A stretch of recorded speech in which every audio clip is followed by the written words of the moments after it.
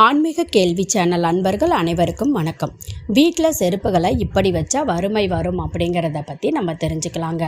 செருப்புகளை எப்படியெல்லாம் வைக்கக்கூடாது, எப்படியெல்லாம் செருப்புகளை வைக்கணும் அப்படிங்கிறத பற்றி தான் இந்த பதிவில் நம்ம விரிவாக தெளிவாக பார்க்க போகிறோம். நீங்கள் இதான் ஃபஸ்ட்டு டைம் நம்ம சேனலை பார்க்குறீங்க அப்படின்னா மறக்காமல் சேனலை சப்ஸ்கிரைப் பண்ணிக்கோங்க. பக்கத்துலேயே இருக்கக்கூடிய ஆல் பெல் சிம்பலையும் ப்ரெஸ் பண்ணிக்கோங்க. அப்போ தான் நான் போடுற வீடியோ உடனுக்குடனே உங்களுக்கு நோட்டிஃபிகேஷன் ஆகும். இப்போ நம்ம வீடியோக்குள்ளே போகலாம் வாங்க. வீட்டில் செருப்புகளை இப்படி வச்சா கண்டிப்பாக வறுமை வருங்க.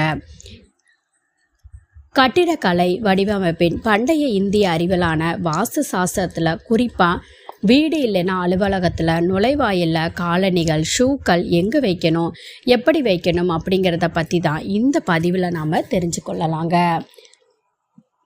இதுக்கு ஏன் இவ்வளவு முக்கியத்துவம் அப்படின்னா, நம்மளுடைய பொருளாதாரத்துக்கும் இதற்கும் பல சம்பந்தம் இருக்குது அப்படிங்கிறதுல எந்தவித மாற்றமுமே கிடையாதுங்க.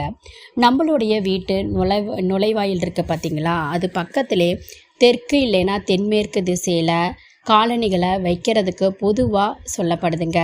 இந்த திசையில் வைக்கிறது எதிர்மறை ஆற்றல் வீட்டிற்குள்ளே நுழைவதை தடுக்கும் அப்படின்னு நம்பப்படுதுங்க. அது மட்டும் இல்லாமல் காலணிகளை பிரதான நுழைவாயிலில் இல்லைன்னா பிரதான கதவுக்கு நேராக வைக்கிறது தவறுன்னு சொல்லப்படுதுங்க. மாறா பக்கவாட்டில் வைக்கலாங்க.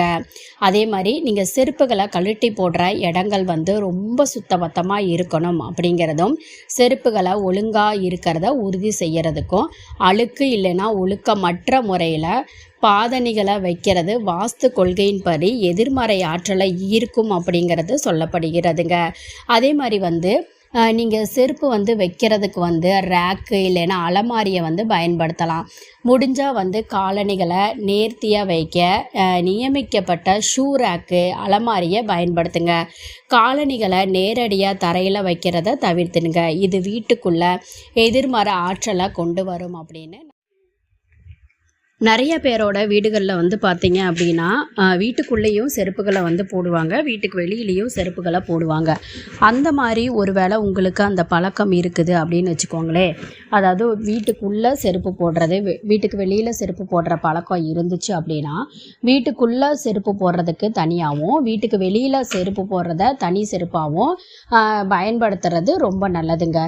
வீட்டுக்குள்ளே வெளிப்புற காலணிகளையும் வீட்டுக்குள் அணிவது அழுக்கு எதிர்மறை ஆற்றலையும் கொண்டு வரும். அதனால் தனித்தனியாக வச்சுக்கிறது ரொம்ப நல்லதுங்க. அதே மாதிரி அழுக்கு, தூசி, எதிர்மறை ஆற்றல் சேர்வதை தடுக்க உங்கள் பாதணிகளை அடிக்கடி சுத்தம் செஞ்சு காற்றை வெளியேற்றிடுங்க. அதே மாதிரி தேய்ந்து போன பாதணியை தவிர்த்திடுங்க. அதாவது தேய்ந்து போன பிஞ்சு போன செருப்புகளாம் போடுறத தவிர்த்திடுங்க. இல்லைன்னா அதை சரி செஞ்சிடுங்க. ஏன்னா அது வாஸ்து கொள்கையின்படி எதிர்மறை ஆற்றலை கொண்டு செல்வதாக நம்பப்படுதுங்க. அதே மாதிரி பார்த்திங்கன்னா தனிப்பட்ட வசதியை கருத்தில் வச்சுக்கிறது ரொம்ப ரொம்ப நல்லது. வாஸ்து வழிகாட்டுதலை பின்பற்றும் போது தனிப்பட்ட வசதி நடைமுறைக்கு முன்னுரிமை கொடுக்கறது முக்கியங்க. உங்கள் செருப்புகளை வசதியாக தினசரி பயன்பாட்டிற்கு அணுகக்கூடிய இடத்தை தேர்வு செய்யுங்க.